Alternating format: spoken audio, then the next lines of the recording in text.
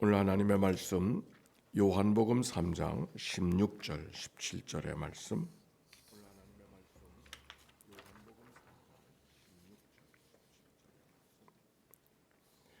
같이 말씀 읽겠습니다. 시작. 하나님이 세상을 이처럼 사랑하사 독생자를 주셨으니 이는 저를 믿는 자마다 멸망치 않고 영생을 얻게 하려 하심이니라. 하나님이 그 아들을 세상에 보내신 것은 세상을 심판하려 하심이 아니요 저로 말미암아 세상이 구원을 받게 하려 하심이라. 아멘. 이는 생명의 말씀입니다. 오늘 성경은 복음이 무엇인가를 잘 설명하는 말씀인 것이죠. 우리가 하나님 생각하면 무엇이 먼저 생각이 납니까? 하나님의 창조, 하나님의 심판, 아니 하나님의 축복. 하나님 생각하면 하나님은 사랑이시라고 하는 사실이 먼저 기억되어야 합니다. 그런데 사실은 하나님 하면 창조, 하나님 하면 심판, 하나님은 하면 복 주시는 분, 이런 생각이 우리들의 가득 차 있지, 하나님이 사랑이라는 말은 너무 피상적으로 들릴 때가 많이 있습니다. 오히려 하나님이 사랑이라 그러면 왜 하나님이 날 사랑해? 이유 없이 왜 사랑해? 우리는 늘 이유와 조건으로 사랑을 만들어가는 것이 우리의 삶의 경험이기 때문에 하나님이 날 사랑한다는 말이 잘 접수가 안 됩니다. 오히려 하나님 왜 사랑하느냐고 이렇게 묻습니다. 그런데 사랑의 이유가 있나요? 사랑엔 이유가 없어요. 마치 성경에도 보면 하나님이 사랑이라 그러지만 하나님이 사랑이라는 걸 설명하지 않아요. 아니, 사랑은 설명하는 게 아니죠. 부모님이 날 사랑하지만 부모님이 언제 사랑을 설명해 주셨나요? 그냥 젖 먹여주시고 그냥 진 자리 마른 자리 갈아주신 것이지 한 번도 사랑을 설명한 적이 없어요. 하나님 사랑도 그런 거예요. 하나님 사랑을 좀 이해할 수 있도록 설명해 주세요. 아니, 사랑을 설명하는 게 아니에요. 그냥 사랑하는 것이죠. 하나님이 여러분을 사랑하시는 줄로 믿습니다. 오늘 성경의 말씀 같이 읽어봅시다. 시작. 하나님이 세상을 이처럼 사랑하사 독생자를 주셨으니 이는 저를 믿는 자마다 멸망하지 않고 영생을 얻게 하려 하심이라. 아멘. 여기 이처럼 사랑하사라는 말은 하나님의 사랑을 얼마나 우리를 사랑하셨는가를 이야기하고 있는 것이죠. 얼마나 사랑하셨을까? 독생자를 주셨으니. 독생자 하나뿐인 외아들, 그 아들을 우리에게 보내주실 만큼 사랑해 주셨다는 말입니다. 그런데 여기 독생자를 보내주셨다는 말은 하나님의 아들이 한 분이라는 그 얘기를 하려고 하는 게 아니에요. 아니, 하나님께서 독생자를 보내주셨다는 것은 그가 아들 하나를, 귀한 아들을 보내주셨다는 그걸 이야기하려고 하는 게 아니에요. 독생자를 보내주셨다는 말은 하나님이 우리를 위해서 모든 걸 다 내어주셨다는 말이에요. 모든 걸 다 내어주신 하나님. 아침에 한국공항에 이성원 집사님이 이미 왔다 가서 예배 자기 12시부터 투입돼야 되기 때문에 조금 얘기를 하거든. 아니, 목사님 주일날도 여기 오세요? 그러더라고. 나한테 뜻밖이 오늘은 너무 의아해가지고서 아니 그럼 주일날도 오지, 그럼 내가 언제 오느냐고. 그랬더니 그분 하신 얘기는 어디 가서 예배 드리고 여기 와서 이제 뭘 봉사를 하는 걸로 이렇게 생각을 했던 것 같아요. 제가 그랬어요. 제가 24시간 공항에 있습니다. 제가 그렇게 얘기했더니 아 그러세요. 내가 표현을 그렇게 했어요. 24시간 여기 있는다는 얘기는 24시간 있는다는 말이 아니잖아요. 내게는 공항이 전부다. 그 얘기를 지금 하고 있는 거죠. 똑같아. 하나님이 외아들을 주셨다는 것은 귀한 아들을 주셨다 그런 말이 아니고 아들이 하나뿐이라는 그 아들을 주셨다는 그 말이 아니라 하나님의 모든 걸 우리를 주셨다고 하는 그런 말이에요. 얼마나 우리를 사랑하셨는가를 그렇게 표현하고 있는 거예요. 얼마나 우리는 하나님의 사랑을 늘 사랑할 만한 때만 사랑하기 때문에 그 하나님의 사랑을 잘 이해를 못하죠.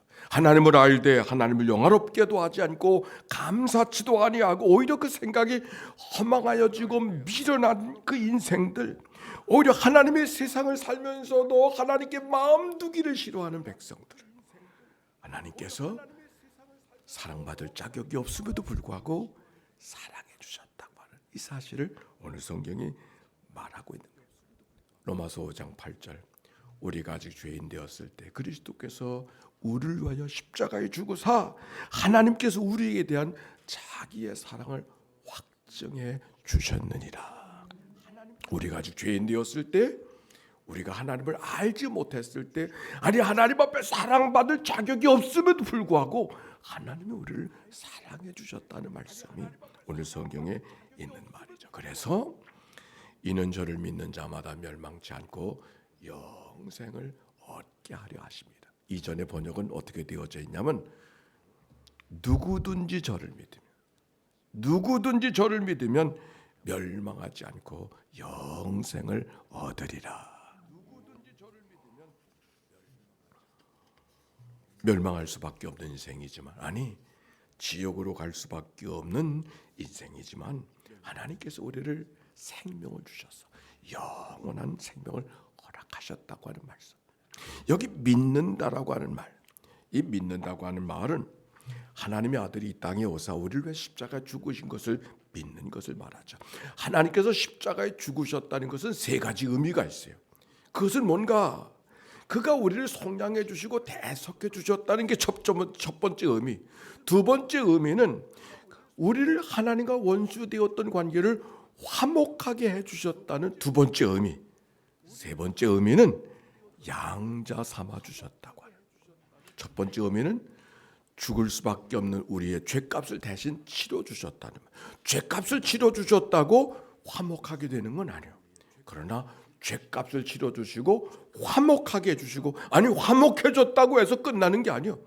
그리고 양자 삼아 주신 그 하나님이요. 화목해졌다고 해서 끝나는 게 아니에요.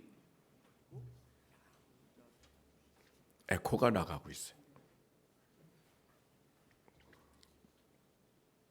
모든 사람이 죄를 범하였음에 하나님의 영광에 이르지 못하더니 그리스도 예수 안에는 속량으로 말미암아 하나님의 은혜로 값없이 어렵다 하심을 얻은 자 되었느니라. 믿기만 하면, 그걸 믿는 거예요. 돈으로 되는 것도 아니고 노력으로 되는 것도 아니고 어떤 수고를 통해서 얻어지는 것이 아니라 믿기만 하면.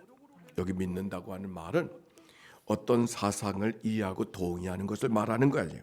어떤 사실을 수용하고 받아들인다고 하는 것으로도 충분히 설명하지 않아요. 여기 믿는다고 하는 말은 하나님이 나를 사랑하신다는 사실을 받아들이고, 그래서 우리 마음속에 하나님 사랑하는 마음으로 채워지는 것을 말하는 거예요. 그러므로 믿는다고 하는 말은 believe, beloved 같은 의미와 어원을 갖고 있는 거예요.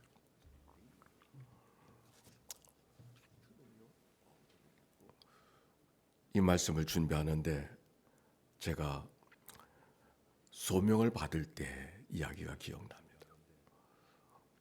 제가 요즘에 옛날 사진들을 좀 추려보다 보니까 뜻밖의 우리 아버지가 얼마나 꼼꼼하신지 제 출생신고서가 아직도 앨범에 껴 있더라고요.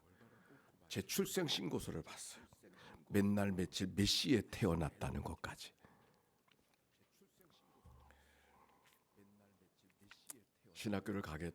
신학교 어렸을 때부터는 신학교 간다고 왔는데 정말 신학교를 갈 때가 돼서는 나 같은 사람은 신학교 가면 안 되겠더라고. 말도 잘 못해. 또 좋은 인상도 못 줘. 또 학구적이지도 못해.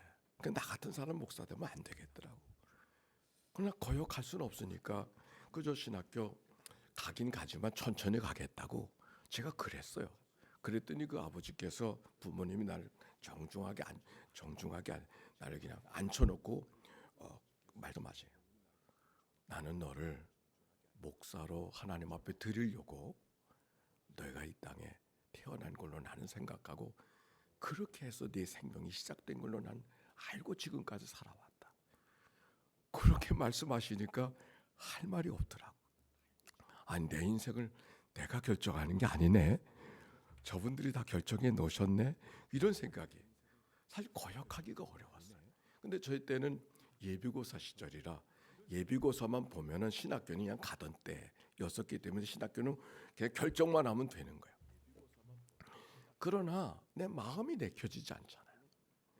그런데 2월 달이었어요. 신학교를 들어가기 전에 2월 달이었는데 서울 독립문 성결교회 이명재 목사님이라는 분이 오셔서 부흥회를 하셨을 때 그때 두 번째 날 예수 그리스도가 나를 위해서 십자가에 달려 돌아가시고 고난을 받으셨다는 말씀을 하시면서 풍금 위에 올겐 위에 꽃길인 선인장이 하나 있었는데 그것을 주시는 그분의 손이 그분의 손에 느껴지는 아픔이 내 가슴에 느껴지는 거예요. 그 참 이상해. 그분의 손에 느껴지는 아픔이 내가 느껴지는 거예요. 그러면서 예수 그리스도께서 나를 위해서 십자가에 죽으셨고 그만큼 나를 사랑하여 주셨다는 사실을 비로소 처음으로 귓가가 아니라 온몸으로 깨달아진 그 경험을 하는 거예요. 근데 놀라운 것은 그 사랑이 느껴지니까 하나님 앞에 내가 뭐든지 할 수 있을 것 같아. 나는 이래서 안 되고 저래서 안 되고 이것 때문에 못하겠다고 했던 그 막혔던 마음이 그분이 나를 사랑하신다는 사실을 온몸으로 경험되니까 내가 할 수 없다는 생각은 어디 온갖 자취를 감춰버리고 뭐든지 하나님을 위해서 할 것 같아. 목숨도 다 드릴 수 있을 것 같아.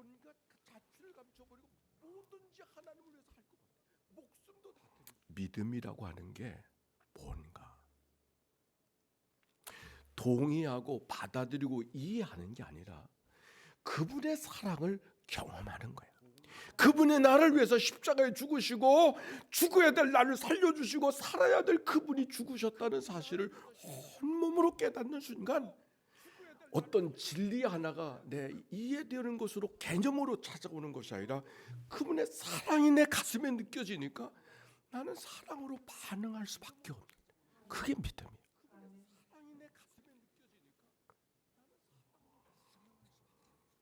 그리하면 멸망치 않고 영생을 얻게 하려 하심이라.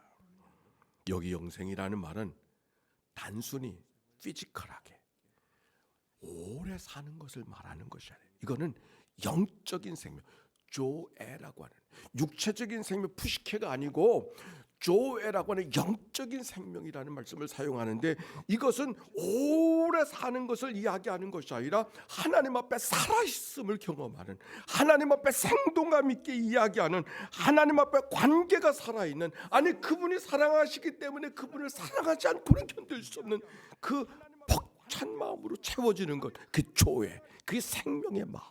여기 영생은 바로 그걸 말하는. 요즘에 생각해 보니까 오래 사는 게 복만은 아닌 것 같아. 제가 아는 분 한 분은 효성교에 있었던 분인데 그분은 나이가 100세가 넘으신 분인데 아들 이불 깔아주다가 주저앉아가지고 뼈가 부서져가지고서 그 길로 6개월 후에 세상을 떠나. 왜? 아들을 보니까 안쓰러운데 왜? 아들도 늙었거든. 어머니가 100살이 넘으셨으니까 아들도 80이 넘은 거예요. 그러니까 아들도, 그러니까 그 100세 되신 그 어머니가 80 넘은 그 아들 위해서 이부자리 깔아주다가 내가 그때 생각했어.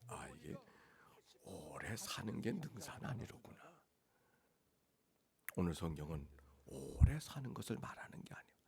하나님이 우리에게 약속해 주신 것은 오래 사는 것이 아니라 오늘도 살아있음을, 그래서 춤추게 하시고 노래하게 하시고 생명 있게 하시고 살아있음을 고백하며 살아가도록 인도해 주신 그 선물, 그게 영생.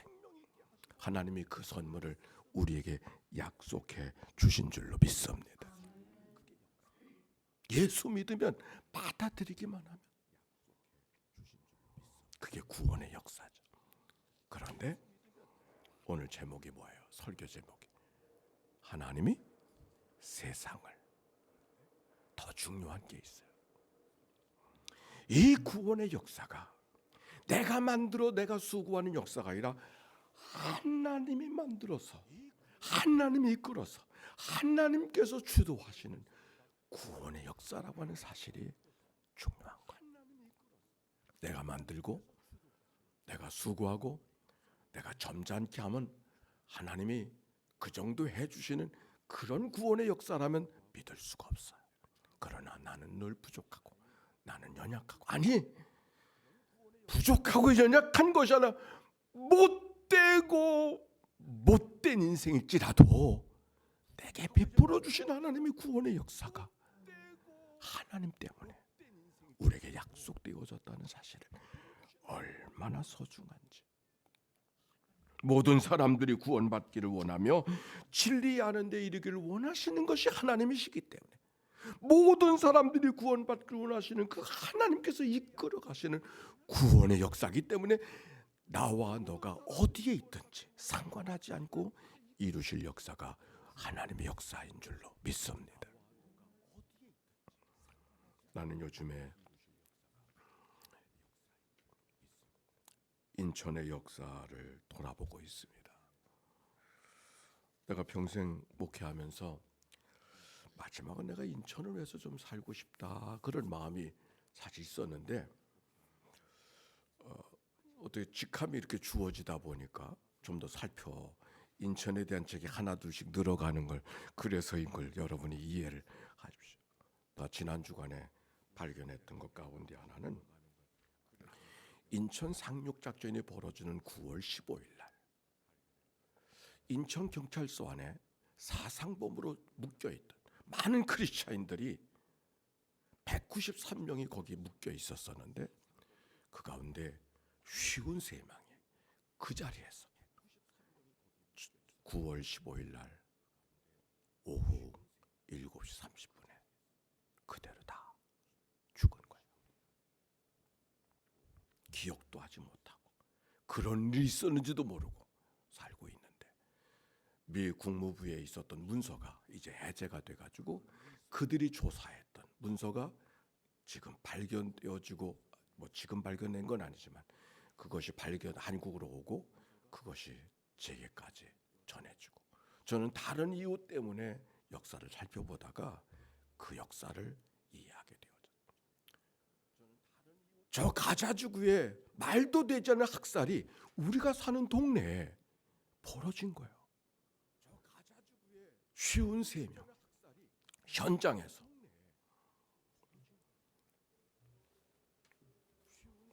나는 그 역사를 보면서 오늘 우리가 잘 살고 있는 것은 우리의 수고와 우리의 노력과 우리가 대단해서가 아니라 이 민족을 위해서 누군가가 몸부림치면서 그렇게 피 흘린 삶을 살았기 때문에 그 위에 우리가 살고 있구나 하는 생각을 새삼스럽게 하고, 이 일을 어떻게 해야 될까라고 하는 것이 기도의 제목 속에 담겨 있게 됐습니다. 그리고 6.25 동란 속에 참전했던 메가더 장군의 기도가 기억이 났습니다. 메가더 장군은 늘 하루에 한 장씩 성경을 읽고 믿음으로 살던 사람 가운데 한 사람. 근데 그가 9.28, 9.15에 상륙작전을 하고 9.28 수복을 하고 9월 29일 날 기념식 하면 서울시청에서 기념식을 하면서 그가 이렇게 하나님 앞에 이야기했어요. 하나님의 은총을 입어 우리는 한국의 옛 서울을 해방시켰습니다. 그래서 잔흥무도한 공산주의로부터 해방되어졌고 자유, 인권의 존엄이 누리게 되어졌습니다. 이 결정적인 승리를 우리에게 되찾게 해주신 분은 하나님이십니다. 그러므로 우리가 하나님 앞에 감사하십시다. 메가더 회고록의 202쪽에 나오는 기사로 제가 발췌할 수 있었습니다. 그가 52년 동안의 군 생활을 마감하면서 84번의 작전에 한 번도 실패한 적이 없었대. 다 성공했대. 어떻게? 날마다 기도하면서 살았기 때문이라고 고백합니다.